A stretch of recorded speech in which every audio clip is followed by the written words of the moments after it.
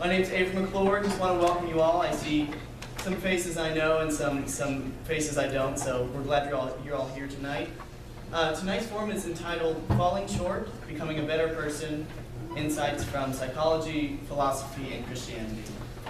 So a little bit about Veritas forums. What is that? What is the Veritas forum?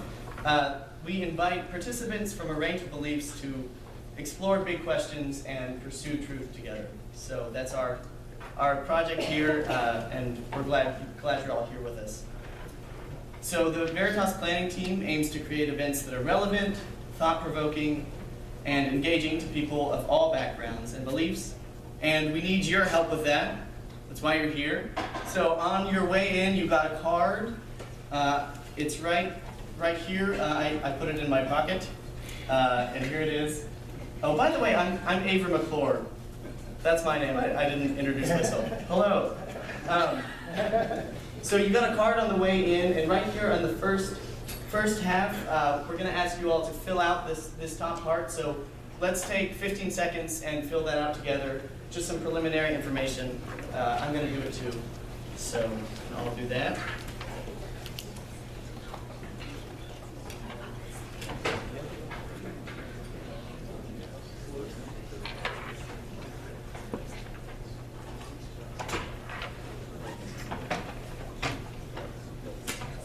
All right.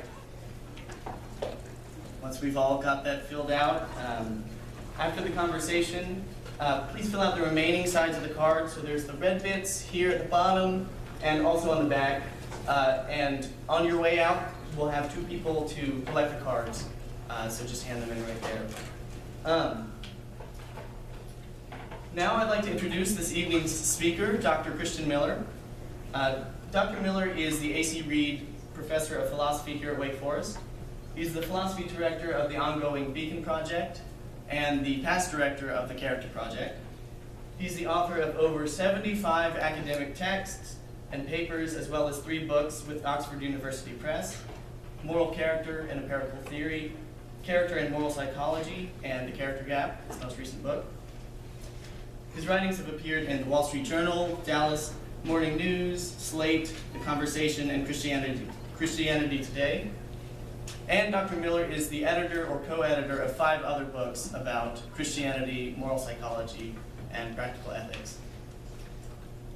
So, in addition to this impressive record of publications and research, Dr. Miller is an excellent teacher. You might be asking, how do you know this, Avery? Are you just saying this? How do you know he's an excellent teacher?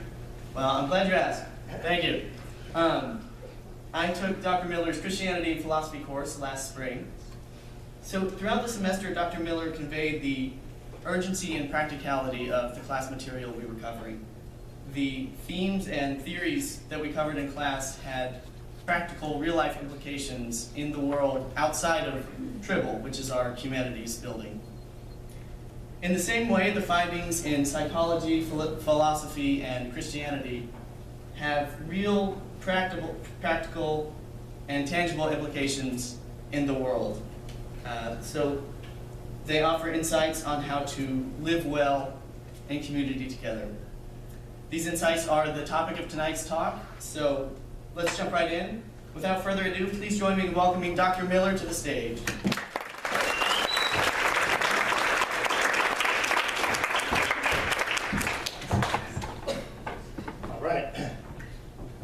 Can you hear me? Is this working well? Yeah. Good? In the back? Thumbs up? All right, great. So, good evening. Oh boy, falling short already. Good evening. Good evening. Come on, we've got to stay awake. Next 45 minutes. Okay, so thank you for coming tonight. I really appreciate it. On a Thursday night, you'll be doing a lot of other things, and you're here. That's really exciting to me, and I really want to make this valuable use of your time as well.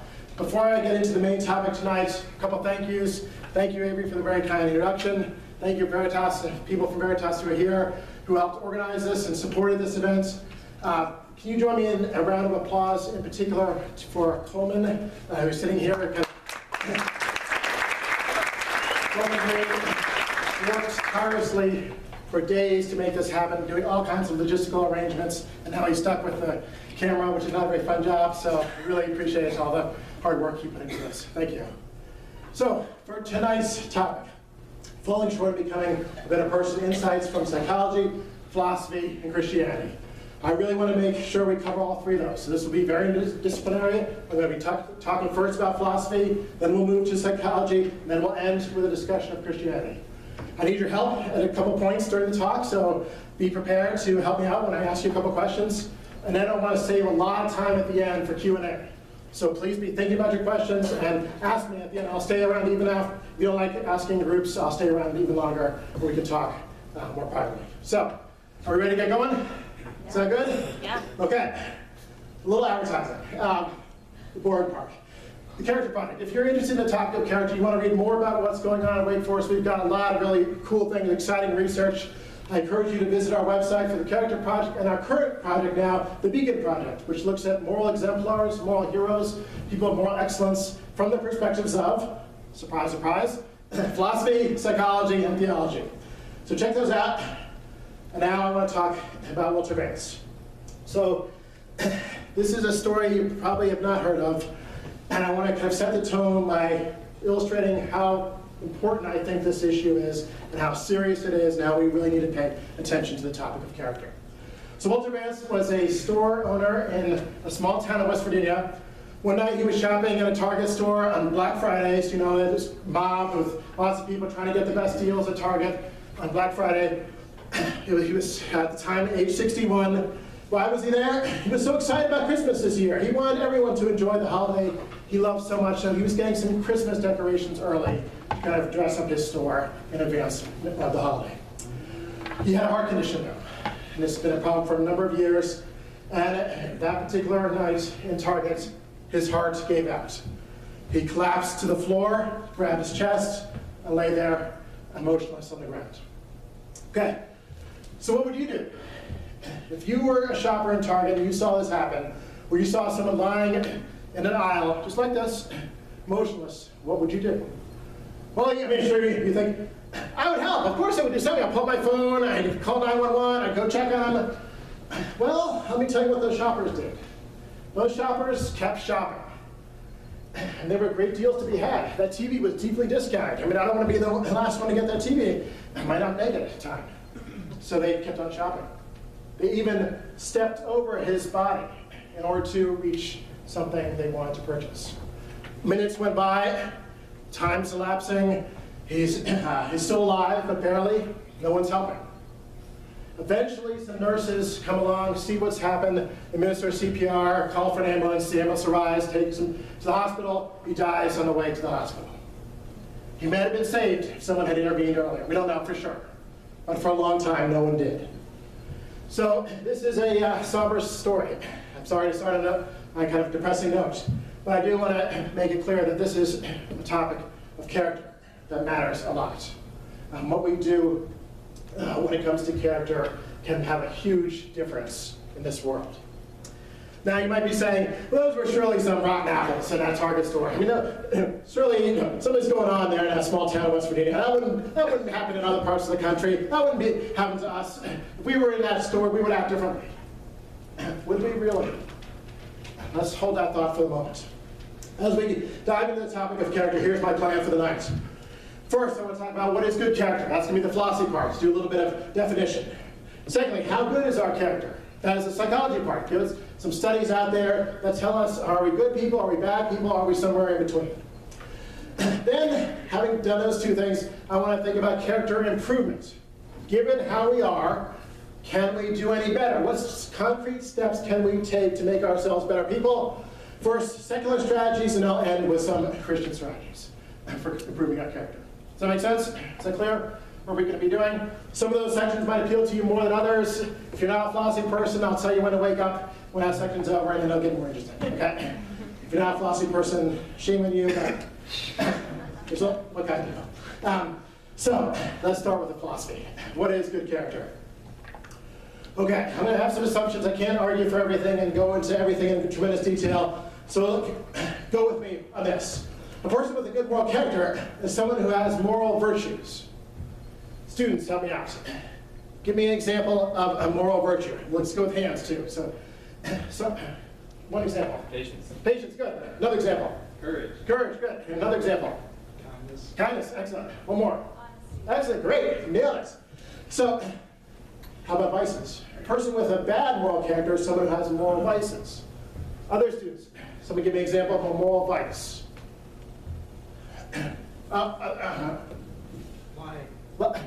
Lying, so being a liar, being someone who's dishonest. Yep, that works. Yes. Ingratitude. Yes. The opposite of gratitude. Very good. Yep. Excellent. One more. Yes. Jealousy. Jealousy. Very good. So cruelty, callousness. We can take all the examples of virtues and flip them into vices. So that's what my kind of background assumption. Good person, someone has virtues. Bad person, someone has vices. But what is it to have a moral vice? What is it to have a moral virtue? Sorry, getting ahead of myself, getting too excited.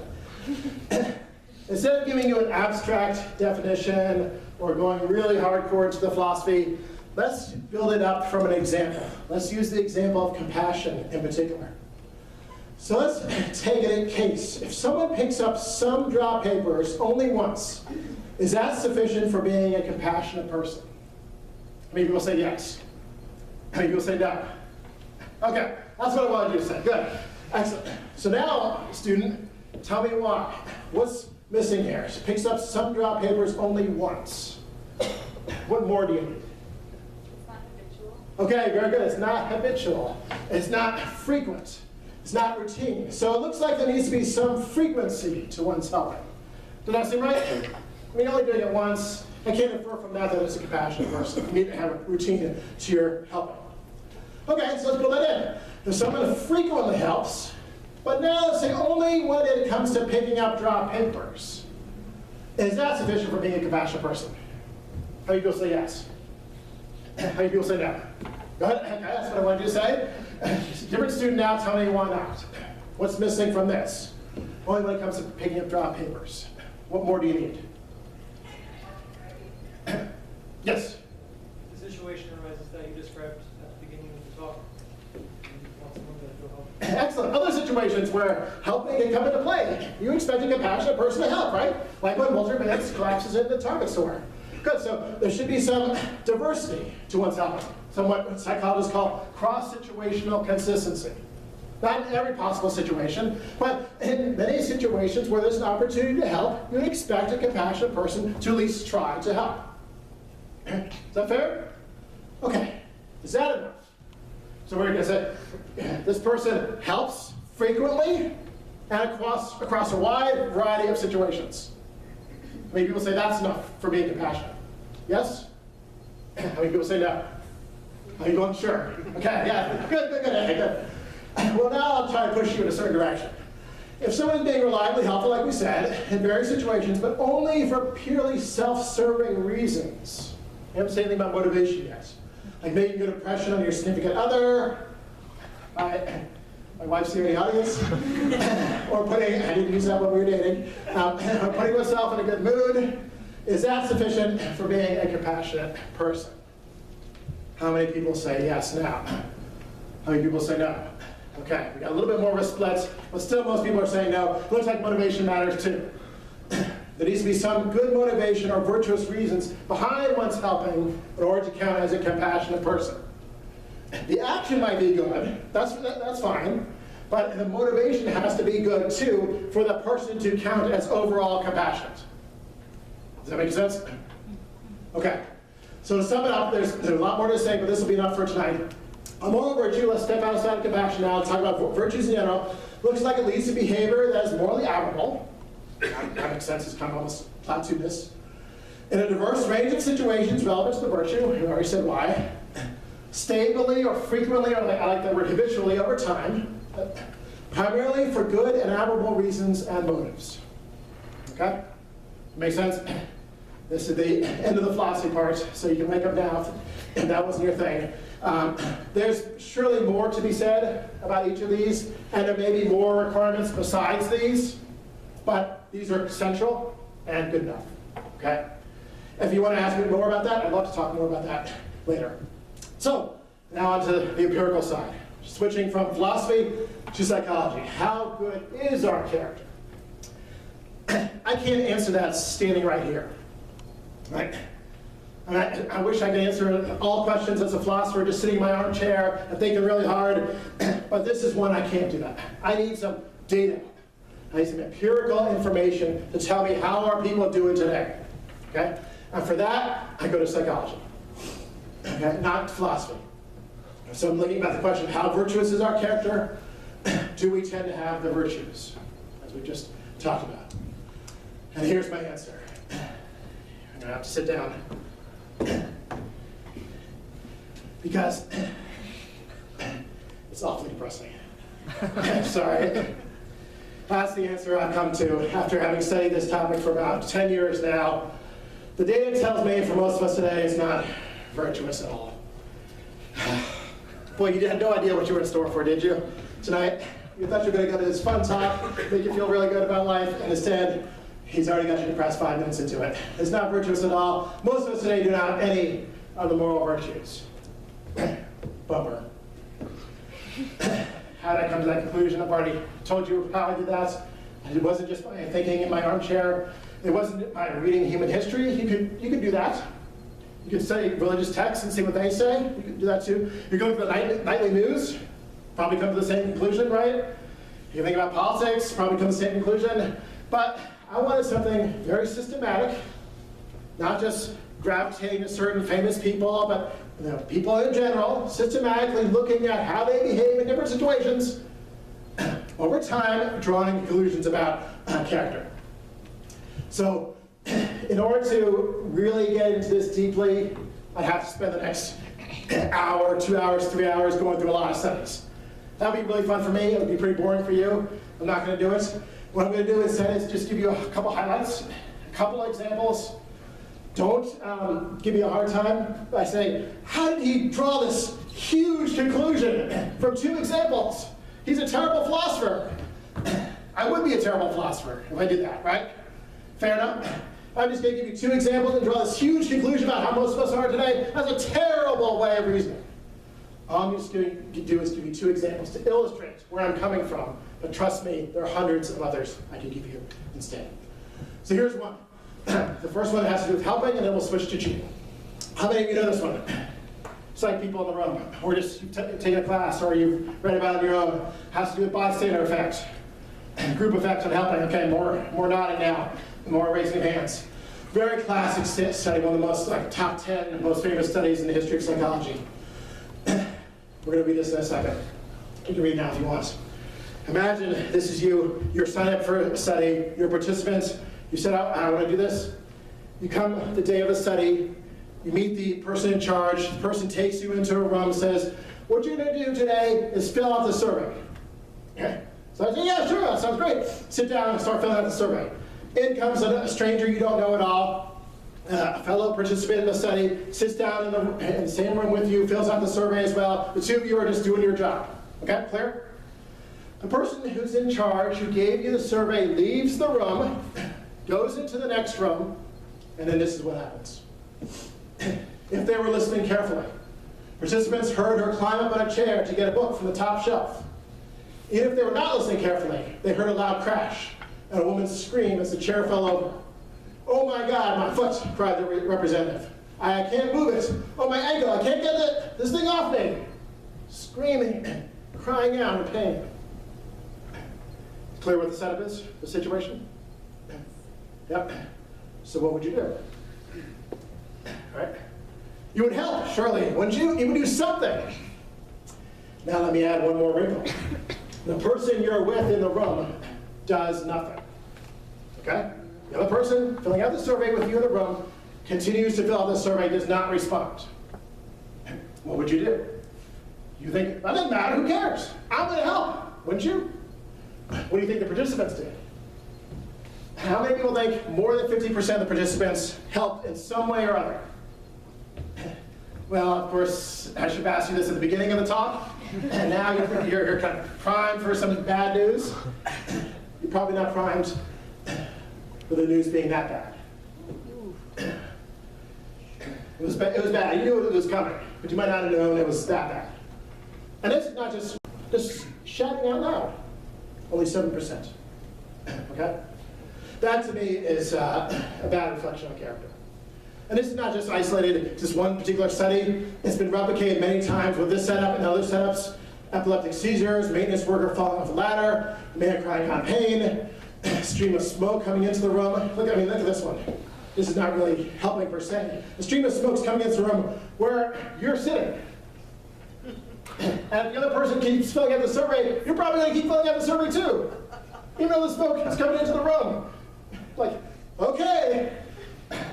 Imagine if this is this room right now. The smoke's coming in there, but you're all so engaged with my talk that you're not paying attention to it. And you're just like enraptured. Watching a thief steal cash from a recipient's envelope, receptionist's envelope. Observing a man steal a case of beer from a discount store. And then this last one I find most stressing of all, hearing a bully beat up a child. Of course, there are real-world analogs of this. We've seen year after year situations in the news where this happens, where someone's hit by a car, no one responds, and the person lies there on the road. Walter Vance, right? That's a real story of where this kind of research played out in real life. So that's why I used Walter Vance as the intro to this talk, because that was a case where the bystander effect is not just isolated to the lab. Okay, sorry. So that's one example. So when I read a study like that and these other versions of it, I think that's not in line with compassion. That's not what I would expect from a compassionate person. Let me give you another illustration. I'm switching from helping to cheating. Again, I could talk about the news. I could talk about Tiger Woods. I could mention how he did a very good round of golf today. By the way, he did a very good round of golf today. But of course, he cheated a lot in the past, so he's a really good example of this. I could sound really cool and mention Twilight and those, the people from Twilight and how it broke your heart that they broke up and all this kind of thing. I could sound like I'm really sophisticated and mention Enron and Ken Lay and Ponzi schemes and this kind of thing. But these are isolated cases. How representative are they? This study sheds a lot of light on that question. Much more updated, 2011 recent study by Lisa Hsu. Each participant completed a worksheet with 20 problems. They would be paid 50 cents per correct answer. In the control condition, participants knew that the experimenter checked the answers and oversaw payments. So here, no chance to cheat. You just take the test, you turn in your answer key, you get it graded by the person in charge, you get paid 50 cents per correct answer, you're done. Take a guess what's coming next? An opportunity to cheat. Other participants were in a shredder condition where they took the same test, they had the same monetary incentive, but they got to grade it themselves. When they were finished grading it, they shredded all their materials and verbally reported how many they got correct. Okay? So perfect opportunity to cheat if you wanted to, and there was no way you would be detected. Is that clear from the setup? Okay. It's up to you. You don't have to cheat, of course. Or you could cheat all the way. You could say, I got 20 right. And you get paid $10, if I can do math. What do you think happened? Well, first, there's a nice picture. Second, there's the baseline where there's no opportunity to cheat. So we need to know this. What would happen? Here, 8 problems on average answered correctly. And then in the shredder condition, it doubles. Is it possible that this group was so smart and so much better at answering those questions than the first group? What do you think? Is that possible? Logically possible? Theoretically possible? Yeah, that's theoretically possible, right? Is it likely? Is that the best explanation? Is that what you would gravitate to first? No, right? How many people were in the two groups? What's the end value? Yeah, I'd have. Because if there are small groups, Yeah. it could be this chance. Yeah, no, it was not. I have to go back and check. I don't remember off the top of my head in this particular study. It's been replicated a number of times. So cumulatively, there have been over 1,000 participants that have been run through this. Oh, okay. Yeah. I mean, you're talking about 1,000 people, obviously that's. Yeah, it's pretty striking. So there's much more reasonable explanation for what's going on here, right? People saw an opportunity to cheat, and they took advantage of it. Not a good reflection on character. Not living up to the standards of honesty. So another study, which I think leads us to think not much good character being exhibited. So again, don't take too much from these two examples. It'd be bad to draw big inferences. But when I read hundreds of studies in moral psychology, which I spent years doing, I conclude the experimental evidence does not show the patterns of virtuous behavior and motivation, which is crucial, that I would expect if we were virtuous people. So I conclude that most of us are not. Okay? Now, most of us will maybe finagle this a little bit. Most of the participants are American, or at least Western. So most of us is not all. So there's some qualifications here. If you want to get into it more, you can read these books about animals, or not really about animals, but these are books I wrote in 2013 on the left, 2014 on the right, where I dive into the research in tremendous detail, and I took an opportunity to put my mother's artwork on the cover. So maybe not the most ethical thing to do. Didn't really have anything to do at all with the book, but I was going to take advantage of it. I was going to take advantage of it anyway. So. This is not a painting. Sorry, this is not a picture. This is not. It might look like a picture, but it's actually a painting that my mother did, and same with this one. So don't get misled. They have nothing really to do with animals. Okay. So where are we left with at this point? We're left with what I call the character gap. There's a virtuous character, which we talked about in the first section, part 1, philosophy. There's your actual character, which we talked about in the second part now, with the psychology, and there's, I think, a pretty sizable gap between the two.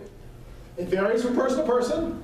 For some people, it's very small. Some people, it's very big. Think of Hitler and Stalin. They're very huge. But for most of us, there's a big gap. Okay, is that clear?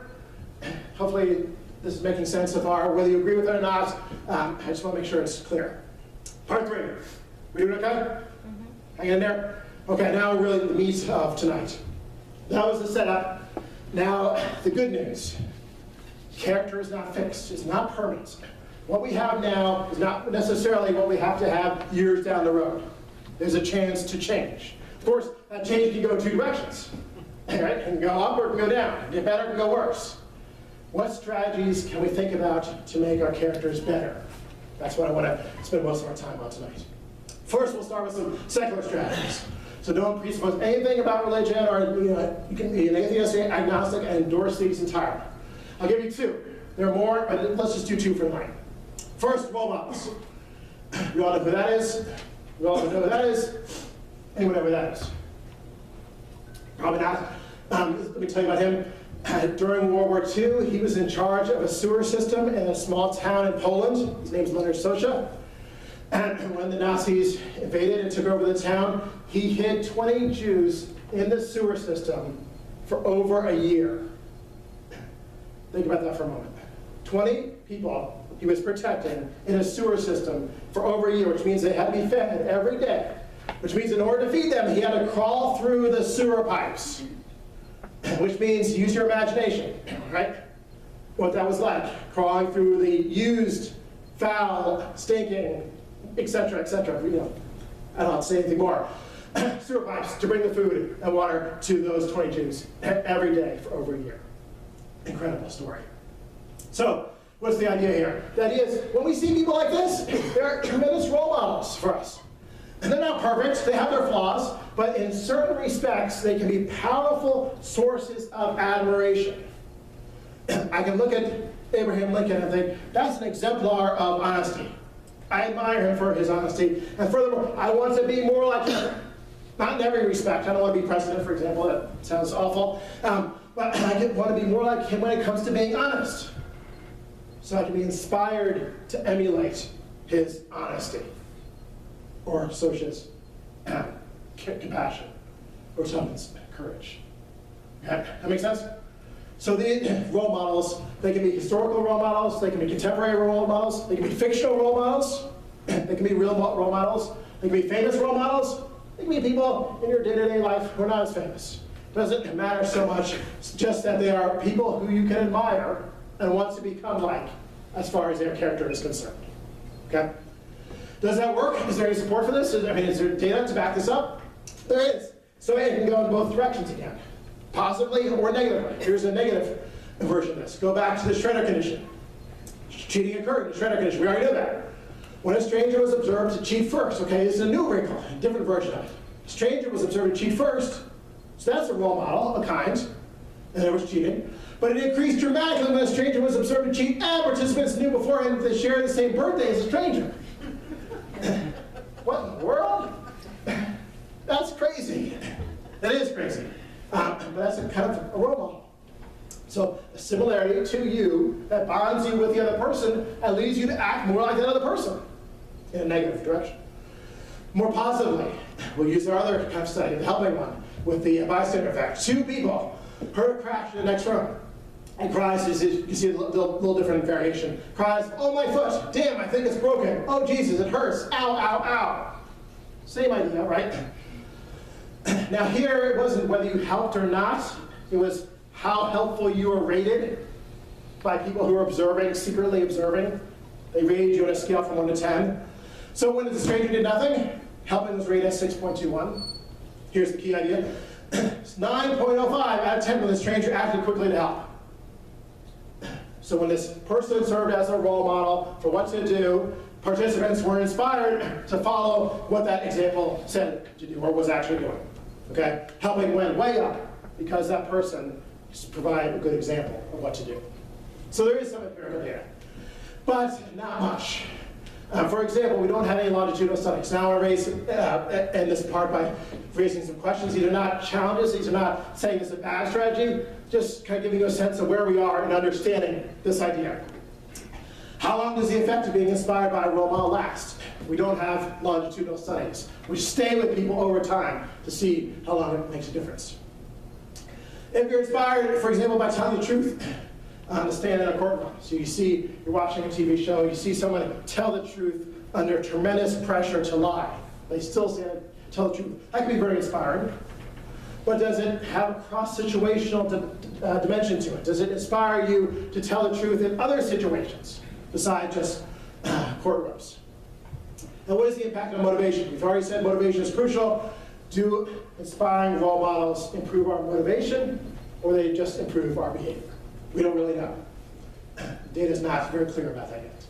So, great strategy, I think, but lots of questions about it as well. Another one, I'll just give you two, and then we'll move on to the religious ones. This is what I call getting the word out. This is my label. It doesn't really have a label in the literature. And here's the idea. Educate. Let's learn more about this stuff. Let's educate ourselves about the bystander effect so that next time we're in that kind of situation, we're more aware of it, more on guard, more prepared, and can counteract it better. Make sense, right? Let's be exposed to some of the research and some of the data on these psychological tendencies that can be morally problematic so that, this is saying again the same thing I already said, we're more mindful and we can work to compensate, correct them, make sure we're not misled or taken in a bad direction. The example I'd like to use here again is bystander effect. So what would happen if there were actually lectures or seminars or training exercise or whatever, exposing people to the bystander effect, educating them about it, would that actually make a difference in the future? Would they behave better in emergencies when strangers are doing nothing? What do you think? You think it would help? Make a difference? We do have one study to back it up. So here, notice the date, unfortunately, a long time ago, it needs to be replicated. 1978, students heard a social psychology lecture explaining how groups can inhibit helping. It's the kind of lecture you might hear in a social psychology class. Later that day, they actually had a chance to help in one of these emergencies when someone was doing nothing. Someone needed help, and others were doing nothing. Impressive. 67% helped. That's great. What was the percentage earlier? 7? Huge difference here. And here's the control. Of course, we want to know what the control percentage is. Only 27% of controls do not have the lecture helped versus 67% who did. Looks like the lecture made a pretty big difference. Now you might be thinking, same day. Not surprising. Still fresh in their minds. What about same week, same month, same year? Does it last? Well, these researchers, to their credit, had the same thought. So they did a second study where the emergency was 2 weeks later. Instead of the same day, 2 weeks later, same emergency, helping was improved. Not as much, clearly, but I'll take that, right? Wouldn't you? Is it, sign me up for that lecture. Sign everyone up for that lecture. If it's going to make that much of a difference 2 weeks later, thumbs up. Okay? So there is some evidence, but again, not very much. That's about one of the only studies out there which looks at this. So I wish there was more, but it's surprisingly scarce. Another question that's a little bit more involved is, okay, so you get that bystander training, and then you get that cheating training, and then you get the other training, you get the other training, you get the other training, and the other training, because I only gave you 2 examples. There are hundreds of examples I could have given you of different psychological tendencies that hold us back. Suddenly the information overload problem is going to arise. There's a lot to keep track of. Can we really do that responsibly? Is it asking too much of people to keep track of all that information on a daily basis? And finally, what happens if we need to act quickly? I mean, emergencies, you don't really usually get a chance to think about it. Recall what you heard in that lecture. Go back and consult your notes. What do you need to act quickly? Is this going to help? Okay, so stepping back from these 2 strategies, I want to raise some big picture questions for you to think about, and I'll really invite your responses during the Q&A. Do either of these strategies sound promising to you? So, what do you think? I want to get your reactions. Tell me about either of them or both of them. Of course, they're not exclusive. You can combine them. You can use both. Are there other ones? I'll answer this one for you. Yes. Are there other promising secular approaches besides these 2? The answer is yes. What are they? So I'd be interested to hear your thoughts on this too. Other ideas for improving character besides these 2, which you think are promising, worthwhile. Let's explore that together during the question and answer. Okay? Yes? Good? Part 4. We're almost there. Last section. We're hanging in there on a Thursday night. We're good? Yes? Yes. All right, okay. Religious strategies. And specifically Christian. So, why am I doing specifically Christian? Well, there are a couple of reasons for that. First of all, if I was to try and cover every religion and what I had to say about character, forget it, right? That's a hopeless task in one lecture. It would also be kind of insulting to those religions. I mean, they have so much to say about character, it would be superficial to give you 5 minutes on each one. Also, Christianity is just probably the best known for people in this audience. Right? I can talk about Confucianism if you like instead. It's probably not as well known. Christianity can be a little bit more familiar. It's the largest world religion. That's another reason. It has a rich tradition of talking about character. That's another reason. So there are multiple reasons why I pick Christianity, but I don't want you to come away with some wrong impressions. So I want to be very clear. I'm not arguing that Christianity is the only religion which is capable of fostering virtue. I think that's false. Okay? Everyone hear me on that? Other religions are capable of fostering virtue too.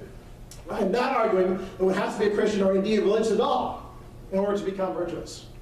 Everyone hear me on this too? This is really easy to get misunderstood on. So I'm going to say very clearly that you can be an atheist or an agnostic and be a very good, very virtuous person as well. Okay? I'm not arguing to the contrary. Yes? Woo! Wow, that went very high. Yes, clear? Thumbs up? Good. Don't want to be misinterpreted on that. All I'm arguing is that Christianity has interesting ideas to offer. Very interesting ideas, I think, that are worth taking seriously. I want to present 3 of them to you in our remaining time tonight. Here's the first one. Christian rituals and practices can both help direct attention toward good moral considerations and orient a person's motives in the right way to respond to them. Wow, that's very abstract. What in the world does that mean? Let me give you some examples. Praying, contemplating scripture, fasting, confessing sins, tithing. Now we start getting into some of the religious language. So someone help me out, what does tithing mean? Students here. Yes? Giving a percentage of your income to the church.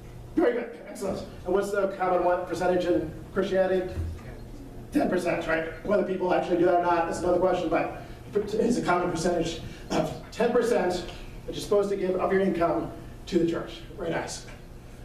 Ministering to the poor and needy. These are different practices and rituals that Christians take very seriously and are supposed to engage in on a regular basis. Okay, there might be some controversy or some disagreement about the extent of it, but in general, I think it's a fair statement. Well, how's that wrong? What's the idea? I think you can see it already.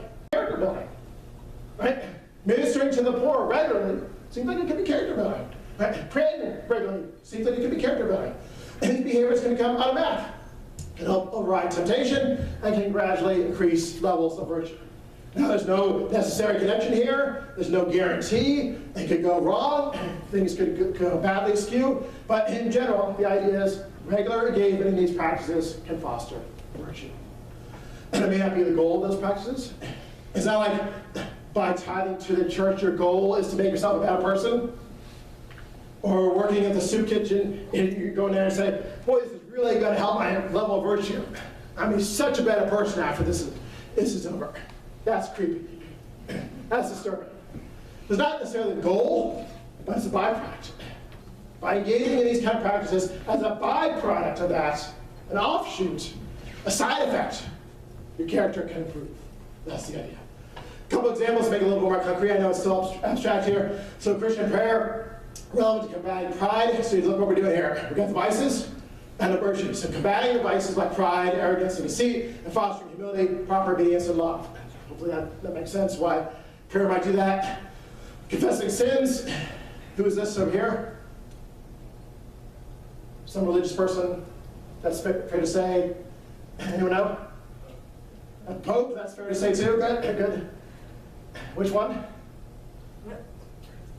You probably got like 5 to choose from, so you can take a guess.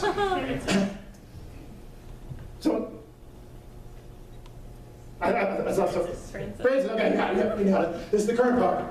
It's a very famous picture. I guess maybe not so famous, but I thought it was famous. The Pope having confession said with a quote-unquote ordinary priest. So it's just a quote-unquote run-of-the-mill priest, and he's hearing the confession of the most influential Christian person in the entire world today. This is 2 people, I have no idea who they are. Okay, so confessing sins. Relevant to combating pride, intemperance, cowardice, excessive guilt, and excessive shame, and fostering humility, gratitude, temperance, courage, and forgiveness. Hopefully that makes sense too. One more quick example. Tithing, you already helped clarify what that was. Thank you very much. So combating greed, selfishness, stinginess, and pride, gratitude, generosity, humility, and benevolence can be fostered. So that's the first idea. Practices that you engage in as a Christian can develop your virtue as a side effect. Thankfully, it's not in isolation. Second idea, this happens in community, socially, together with other people. So the ways here it's liturgically. That's that kind of fancy religious language. What does this mean? Together, Christians pray. They read scripture together. They confess together. And even discipline. That's maybe a strange thought these days, but discipline each other together. That matters because the individual Christian is not on his or her own, trying to solve all these character problems or obstacles without any help at all. There are all kinds of resources that surround this person. A community, other believers in the church, family members, doing things like giving advice, sharing experiences, providing role models, talking about their own mistakes, and giving warnings. So this is the second idea from Christianity, that virtue development through practices and rituals in a social community can be a very powerful way to improve one's character. Okay. Even for the Desert Fathers. Who the heck are the Desert Fathers? There are people who used to live on poles and pillars like this. This is so foreign to our world today. It is even hard to get our minds to grasp what this way of life would be like. But long ago, there were Christians who would spend their entire lives sitting on pillars like this. This is a real example. It's not made up. St. Simeon, his pillars changed over time, as you can see there. At first, the pillar was only 9 feet, but it grew and it grew. It got big, replaced by others, and then at the end, it was 50 feet from the ground. And he lived for decades like that. But even he did not live in isolation from other Christians. Even he had a social community which helped improve his character. Even on the highest of his columns, Simeon was not withdrawn from intercourse with other fellow men. By means of a ladder, which could always be erected against the side, visitors were able to ascend, and we know that he wrote letters, the text of some of which we still possess. They instructed disciples, and they also delivered addresses to those assembled beneath. Just a striking example of a different way of living out Christian life. But even in that extreme case, it's in a social community with others. Okay, now, you might be wondering, this might sound really good, theoretically speaking. Does it actually make a difference? Is there any data that backs this up? And the answer is kind of, sort of. Is there anything I can show you to say this is really effective? Kind of, sort of. Let me give you a little bit of data. So charity and volunteering first. Those who regularly attended religious services, and these are Christians in particular, were 25% more likely to give to charity than those who did rarely or said they were not religious. That's pretty significant. 23% more likely to volunteer. Gave away 3.5 times more money per year. Volunteered more than twice as much. That's not trivial. What'd you say? And for all these references I'm going to give you, you can always email me. I'll give you the full citation if you want to read more about this. How about criminal behavior? This is self-reported religious services once a week or more, and this has to do with domestic violence.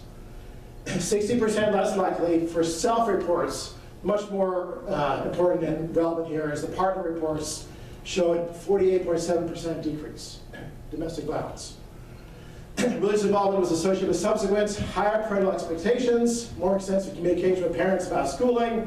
This has to do with more the kind of intellectual side of character, advanced math course credits, time spent on homework, and successful degree completion, as well as avoiding cutting classes. That's great. And health. Measures of religiosity have been significantly linked to reduced rates of suicide.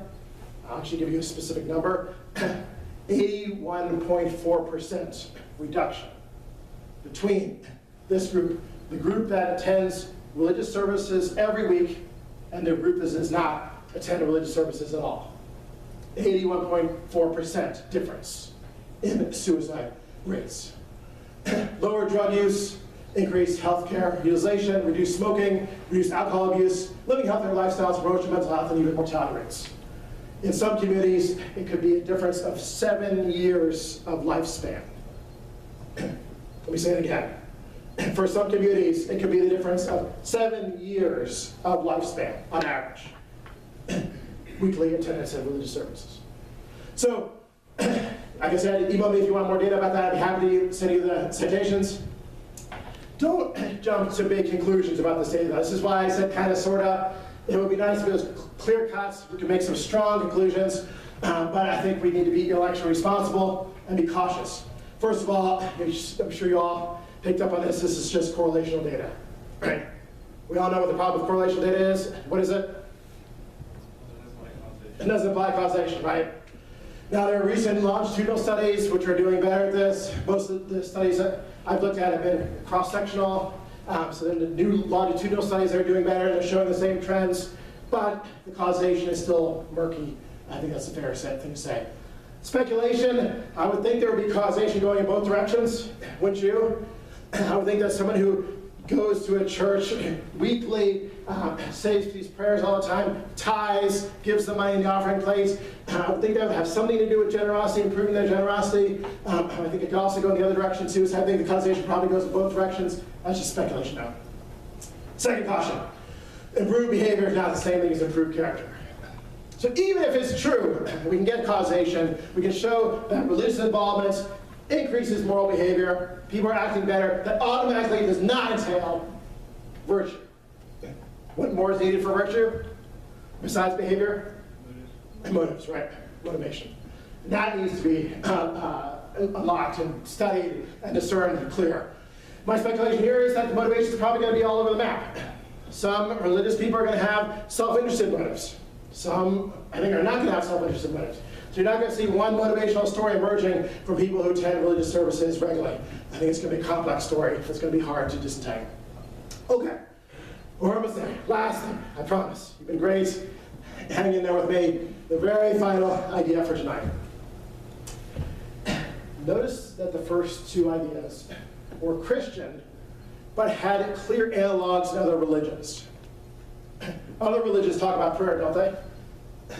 Talk about ministering to the poor, talk about fasting, talk about reading certain sacred texts and spending time with the sacred texts of that religion.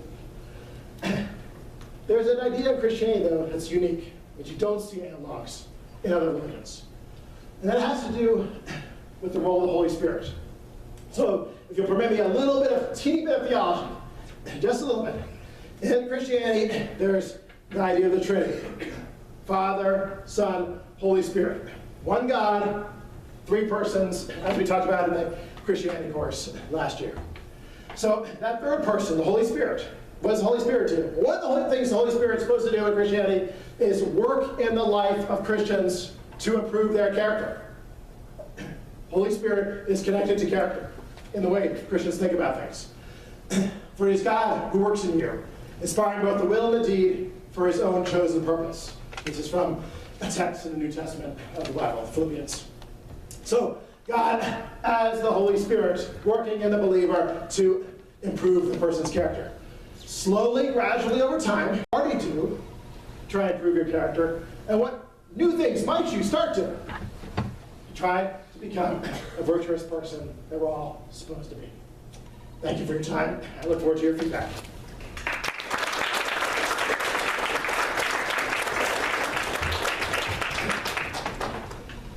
And the way this is going to work is that we've got mics here, and we're going to have one rule, and one rule only, which is different models of how mics work.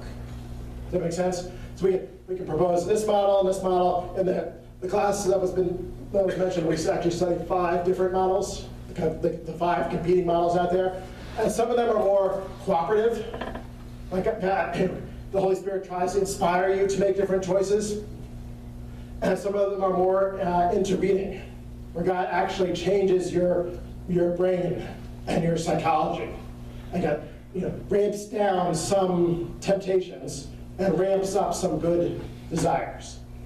So those are different models. Which one's the correct one? I don't think it's probably presumptuous to say. Does that make sense? Yes. Yeah, good, thank you. Sorry I made life complicated for you. If I go down here. Other questions?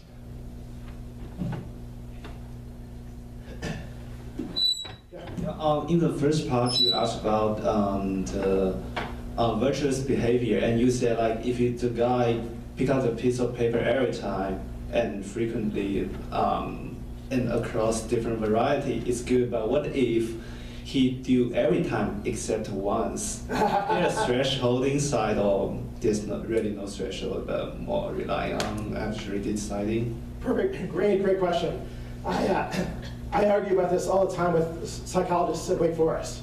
We talk about this idea of thresholds.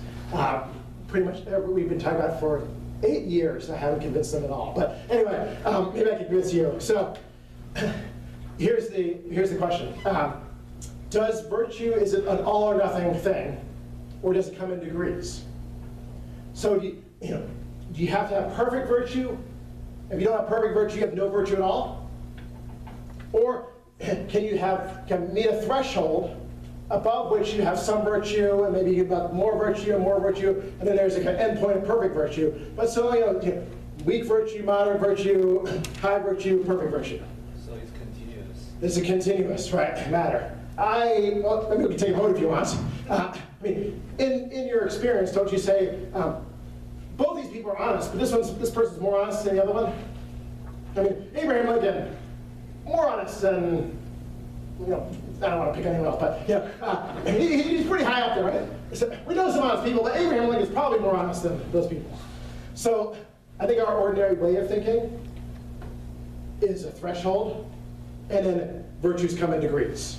Once you cross over that threshold, you have the virtue, but you can have the virtue to different extents or degrees. Does that seem reasonable to you? Yeah, because, think about the Stoics had the opposite view. It was all or nothing. Aristotle had the correct view, which is that it's in degrees. I'm sorry, it's a little biased. But Aristotle had the opposing view that's in degrees. Think about how demanding that would be. Right? You can't make one mistake, you can't slip up once, or you fail to have virtue. Well, no one's going to have virtue then, right? It's just impossible. It actually would be discouraging. All right? why should I bother to aim for this thing when it's so hard to attain in the first place? And even if I get there, tomorrow I'll probably mess up and lose it. Yeah, so that's why I like the threshold and continuum idea. That make sense? Yeah, good, very good question. Others? Or we can open it up. Okay, good, now we got it going. Very good. Thank you, role model. $20 afterwards to get it going. And now we got it. Okay. Is there any data to show that virtuosity has declined over time, or is it just a product of the human condition, or lack of virtuosity just a product of the human condition? Great question. It depends on how you want to approach that subject. If you want to approach it from a more theological perspective, then you might bring in ideas, for example, original sin and the fall and this kind of thing, and say, well, maybe there's some kind of permanent condition that is widespread throughout all human beings. You see what I mean, right? The way I presented it, approached it here was through the empirical data. The problem with the empirical data is that it doesn't go back very far, right? So I don't have studies I can consult from the 1800s and the 1700s and compare what it was like then to today. And even some of the studies from like the 1960s and 1970s, you can't do them anymore, where they have been replicated. So I can't even compare average performance on this study from 1960 to average performance on in the same kind of situation in 2018. So all by way of saying, if you want empirical data, we have no idea on that question. The best empirical data, looking at people's behavior in different morally relevant situations and seeing how they behaved in one time period versus how they behaved in another time period across decades. I don't know. I can speculate if you want my speculations. I knew that, but they're just speculations. Now I'm going back to the armchair. I'm not getting my hands dirty in the data. I'm just in my office coming up with contrary things. Sorry. Does that make sense? Is that a fair thing to say? Yeah. My people, I think we had one here, and then we'll go in the back. So why don't you go ahead? I was just wondering if age made a difference. Yeah. So the question is, does age make a difference?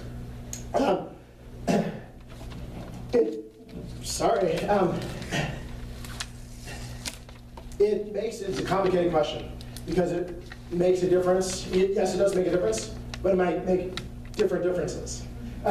So for one virtue, it might make this difference. For another virtue, it might make this difference. So let me make that more concrete. Take conscientiousness. So this is one of our other research literature a little bit. When do you think conscientiousness, that's a virtue, right? Good thing. Professors love conscientious students, right? When do you think during the lifespan conscientiousness is at its lowest point? Has something to do with where we are, and a lot of people in this room. I'm going to give you enough clues. Can you guess the answer? College, right? So around the college years, conscientiousness is at its lowest point. It goes up, thankfully. With certain changes in life and new responsibilities and jobs and families and so forth, it tends to go up gradually over time, so that levels of conscientiousness at 40 and 50 are remarkably higher than levels of conscientiousness during the teenage years. But it might not work the same for another version. You see what I mean? So definitely age matters, but it matters differently for different virtues. Great question. Yeah. In the back, yes. Is pursuing virtue to become a virtuous person in itself a selfish motivation?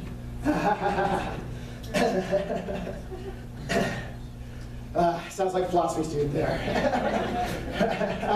Who's been in my class before. So, is the goal of becoming a virtuous person itself virtuous? Is one other way we could put it. Or is that perhaps problematically self-interested, right? So, I think it depends. So I have to hear more about what the goal is. I want to become a virtuous person so that I can get rewards in the afterlife. Well, now motivation's back in the picture. That's egoistic motivation. That's not virtuous motivation, right? So that no longer qualifies as virtuous. I want to become a virtuous person so that I will become president of the United States or CEO of this company or get a high-paying job or something like that. Again, depends on what the motivation is. No, that's not going to be virtuous. I want to become a virtuous person because I think being a virtuous person is a good thing in and of itself, intrinsically. Well, that's a different story now. That seems to be a fine motivation, right? It's not self-interested. You're not thinking about yourself. You're thinking about the value of being a virtuous person for its own sake. Here's a different way of answering. I want to become a virtuous person because that's the person God made me to be in the first place. And I want to conform to the plan that God had for my life from the very beginning. Okay? Now, if it's ultimately, again, to get payoff in the afterlife, it goes back to egoistic. But if it doesn't go that way, it's just, I want to honor God, I want to obey God, I want to love God, and I want to become the kind of person He wanted me to be in the first place. That seems to be okay as well. So we need to hear more of the story. We unpack the motivation. If it goes in the egoistic direction, not virtuous. Selfless direction can be virtuous. Yeah, great question. Okay, I guess I'll pick, and then the microphones will go there. Let's go in order. 1, 2, and then 3. Okay. Hi. The main problem that I'm thinking of is can someone really pick their motivation? Okay. Just say more. I know what you're getting at, but just. It's hard to, I mean, we know maybe the ideal would be to be motivated by selfless reasons and to do moral deeds for their own sake, but I mean, how can we, is it possible to change ourselves in that manner? Yeah. It's a great question. Is motivation under our control, right? If it's not under our control, that seems like it's trouble for character improvements, right? Because if virtue requires motivation, motivation is fixed, and it's not so good, then we're not going to get to virtue. So I don't know a huge amount about this research literature. What I do know is it suggests that like behavior change, motivational change is possible, slow and gradually over time. So again, you can't will yourself to become a different person overnight and slowly change your patterns of behavior, similarly with your motives. But you can implement certain strategies to try and motivate yourself differently. So maybe that's an abstract answer. Let me give you a more concrete answer. Suppose you're struggling with some temptation, and you recognize that, and this is your motivation that you're facing. You know that about yourself. Well, you might put a moral reminder up on your computer, or on your desk, or on your front door, and the moral reminder might say something like, "Be honest," or "Don't cheat." And the more you see that, the more you're reminded of different values and considerations. And over time, it becomes almost second nature. I don't even need that reminder anymore because I know that this is the way I'm supposed to be, and that is more appealing and more appealing and more appealing as time goes on. Not right away, not the first time, the second time, the first week, the second week. But after a while, the hope is that, yeah, I see that this is true, and it becomes easier for me. It's a struggle initially, but over time it becomes easier and easier and easier. Just like someone who becomes an expert in anything. Right? Initially it's really hard and challenging, but as time goes on it becomes more automatic, easier, it flows better, it becomes more second nature. And that's the idea. Yeah. Okay, right there. So all of the virtues are all under the category of virtue, obviously, but I was wondering if there are links between virtues in your opinion. Yep. For instance, by like being grateful, could that enable us to take courage in certain matters? And what are various links that you found in your research? Yeah, great question. So I think absolutely there are links. The question is, how tight are the links? So let me give you a roundabout answer to this, because I think it's really a fascinating question. Anyone know Aristotle's position on the links between the virtues?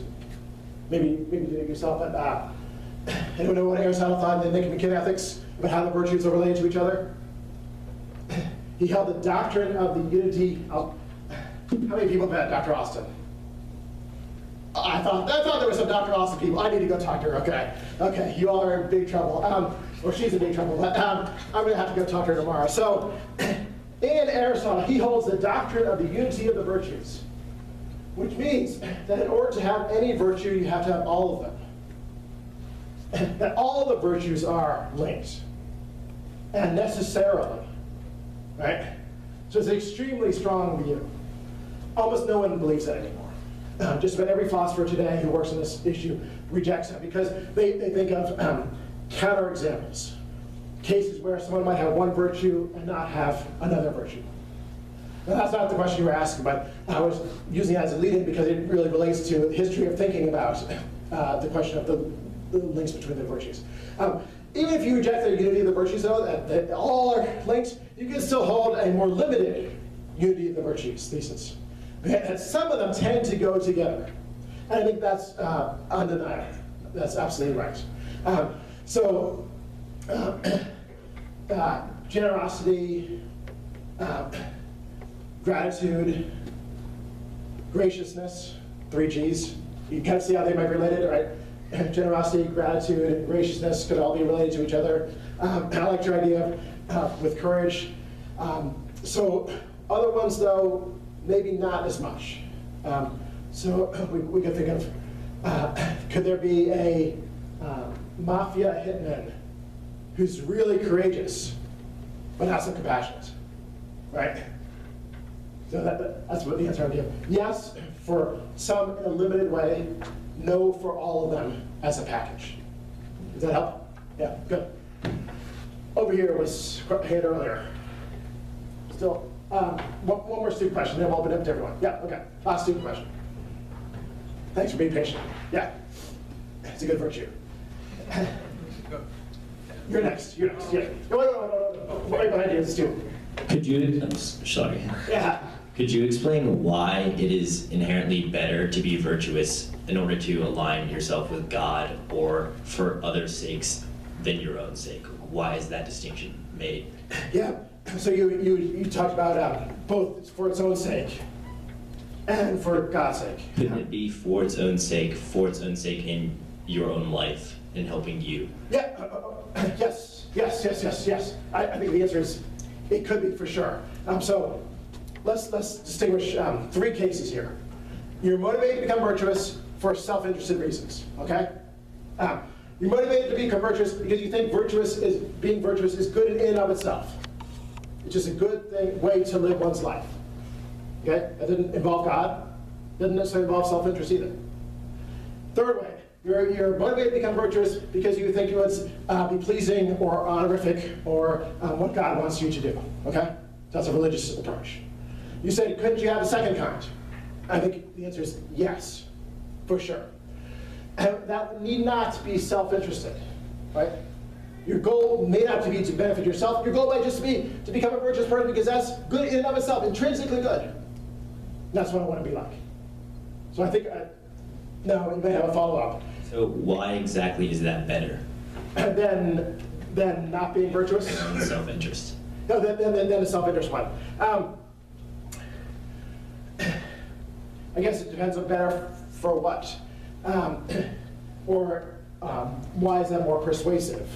Or why should I adopt that motivation rather than the self-interested motivation? That's the question. Okay, good. Yeah. So why should I use that as my motive as opposed to the motive of getting rewards in the afterlife or the motive of impressing my friends? I want to become virtuous because that might make a good impression on my friends. Yeah. So what about internal? Like, I think it might make me happier intrinsically. Okay. Selfish in the sense that I'm trying to make myself happier. Okay, Yeah, I'm good. not actually impressing anyone else. Good. That'll be a different motive. So here I want to answer by appealing to the goal versus byproduct distinction. Okay? Let me explain what I mean. You can have the goal in mind of becoming virtuous for its own sake, and as a byproduct or side effect of that, be happy too. It can bring you a lot of happiness. It's not like you have to give up a happy life. When you're driving a car, your goal is to get to your destination. The exhaust is a byproduct. Students remember that from my class, right? The exhaust is not the goal. The exhaust is just a byproduct. The goal is to get to the destination. So too, your goal could be to become a good person. Full stop. And that has nice side effects too, like being happier, right? If, though, you change it so that your goal is just to make yourself happy, that's a different story. Now it's egoistic. And there's even a question of whether that undermines your being able to become virtuous in the first place. If your goal is to make yourself happy, it might not even be possible, thereby, to become virtuous. In order to become virtuous, you might have to step outside of your own happiness and care about others for their own sake.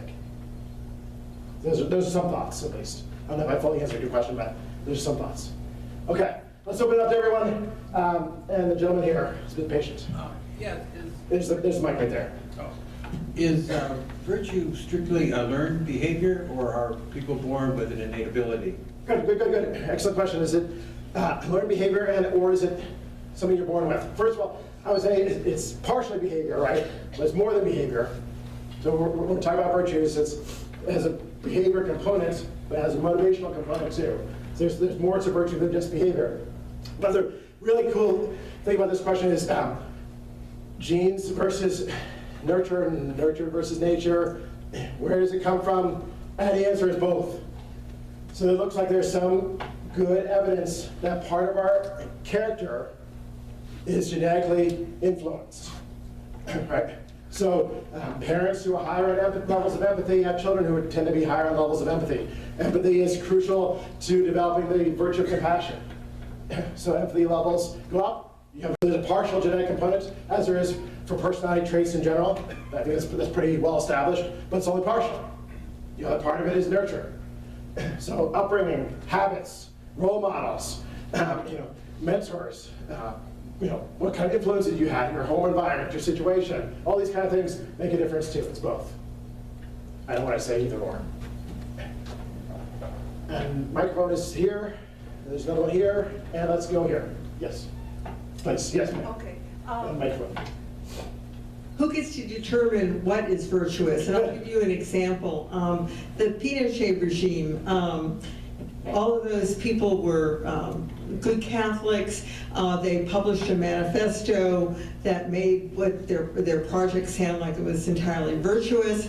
And this, of course, in spite of the fact that they were engaged in widespread torture and extrajudicial murder, and ultimately were excommunicated, if not personally, as a group in conscience, by the Catholic Church. But they, Pinochet was convinced to the bitter end that what he was doing was virtuous. So how do we say that he's wrong? By saying he's wrong is one way. But that's a very challenging question. In fact, that's when I go and do interviews and this kind of thing on the radio and whatnot. That's the question I get the most. Is who decides, and I get it from announcers or hosts or whatnot who tend to come from a more relativistic perspective. I'm not saying you are, but it's coming from a wider perspective where morality is more a matter of culture or individuals' preferences or tastes and that kind of thing. Group membership, I think. Right, so I didn't want to attribute that to you personally, but now you've said it. So this will take us into a larger discussion. This is really not specific to virtue per se. It's a larger discussion about where morality comes from, just morality and ethics. What's the foundation of morality? What's the source of morality? Is it a matter of individual opinion? That's what an individual relativist would say.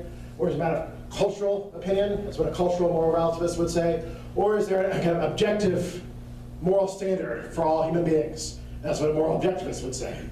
And to have that kind of discussion, I think we have to go through carefully the arguments on both sides, the relativist arguments and the objectivist arguments, and see what their strengths and weaknesses are. I'd love to do that. If you want to hang around afterwards, we can do that for quite a while. I can send you some material that go through those arguments. Let me just report to you without spending the time here. I'll just report to you. I'm on the side that says there's objective morality. So I think there is one standard of right and wrong that governs all human beings. I hold that in part for religious reasons and in part for philosophical reasons. So in part for religious reasons, because I think there is a divine being who put in place that moral code for all human beings. But even if I didn't believe in a divine being, even if I was an atheist, I would still hold the view that there's an objective morality. for governing all human beings. Why is that? In part because I'm very troubled by some of the consequences of relativism. So one consequence is Hitler and me are equally justified. That's a quick argument, but Hitler has his opinion, or in your example, there's a different opinion. There's my opinion, and a relativist has to say they're equally valid, equally justified, because there's no higher standard beyond what individuals or cultures say. And I have just a very hard time accepting that implication. That with Hitler or Stalin or Mao or whoever who commit terrible atrocities, their moral opinion is equally valid to mine or others who think that those things were wrong. So that's just a more biographical reporting to you. I'd love to get into the arguments themselves too, and that's what we really need to do. So if that makes sense. There was a hand over here. Yes, here, and then what's here? What's that?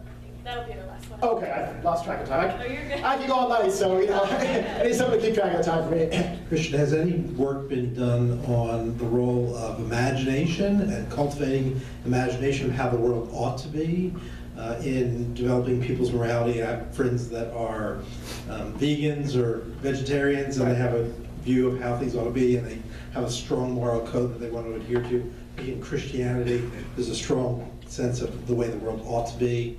And so, has anybody done any work in that area? Yeah. So as far as careful research by psychologists on the topic of moral imagination, I'm not familiar with any. That doesn't mean it doesn't exist, but I'm just not familiar with any. And the closest I can think of is the role model literature, because one of the effects of role models is that they broaden your imagination. So they open new possibilities that you might not have thought of before. So you read something like Les Mis, and you see Jean Valjean. He's destitute. He's in trouble. He steals the silver from the priest.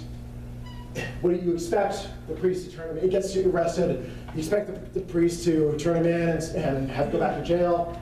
No, instead the priest not only forgives him, but says, take this silver. And by the way, you also forgot these candlesticks, which I was going to give to you as well. That opens up a new way of thinking about forgiveness. It did for me. When I first read that, when I was in high school, I think this is extremely powerful. I've never seen or read about an example of forgiveness like this before, where you not only forgave the person, you piled on the forgiveness. You gave them even more than they deserved. That opened up my moral imagination to what forgiveness could look like. And that's not just me speaking now. This is what some writers talking about, what the effect of role models have said that broadens our possibilities to imagine new things. So that's what I have to say there. Yeah. Last one, I think. Okay, last Save one. the best for last. No pressure. Just wondering, in your research, are there particular virtues that we as Americans exhibit were not as bad as others? Are there particular virtues that we're particularly deficient at?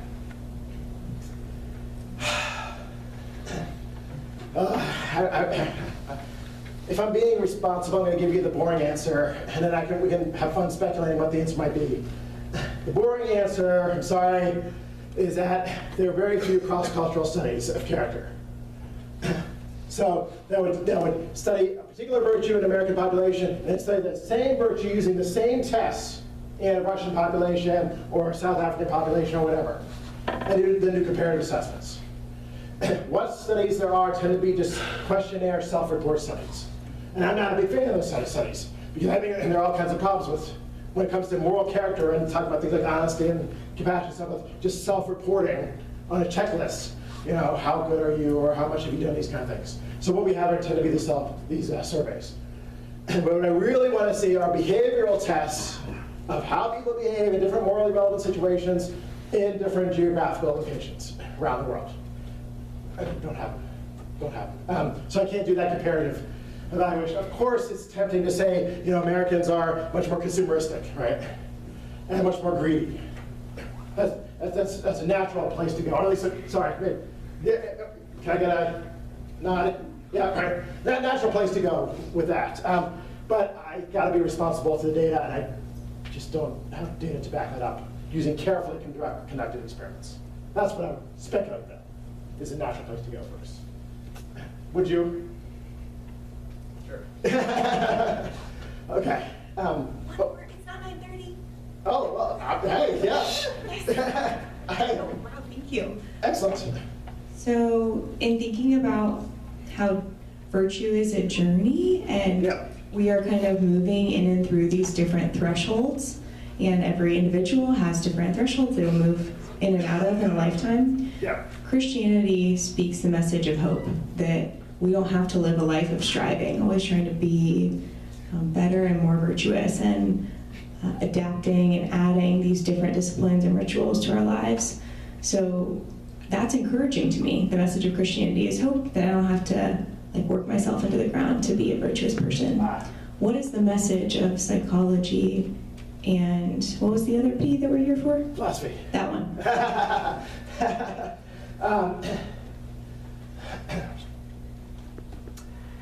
It would tend to be a message of practice and habit formation is what I would say. That you have to embark on a certain path to slowly increase your ability to do this certain thing. To give you an analogy, no one's born a chess master, right? Being a chess master is an expertise that's acquired slowly and gradually over time. How? By playing a lot of chess, and by other things too. But you gotta practice, you gotta do it over and over again. To get better, you cultivate a certain character, chess character, by practicing to the point where you become an expert, if you're able to get there. By analogy, the same thing would be true in the moral case, right? You're not born perfectly honest. You may never get to be perfectly honest either, but slowly over time, you practice enough, and you have certain strategies to help you along the way, like reminders, right? The text messages maybe to give you some kind of inspiration and whatnot. So that over time you increase your expertise, you become better and better, so you become a master of honesty, so to speak. But it is works driven, that's for sure. And there's going to be a lot of frustration, setbacks, and obstacles. That's for sure too. There's no linear path here. It's going to be a rocky road. Yeah, that helps. Yeah, good. Okay, I'm getting the thumbs up or down. I don't know which one, but I think we should probably wrap it up. I'll stay around afterwards if anyone wants to talk more. Also, feel free to email me. I'm easy to find in Wake Forest, Christian Miller. It shows up on Google. Love to talk more after this is over. Thank you for hanging in there to 9:30 on a Thursday night. Have a good night.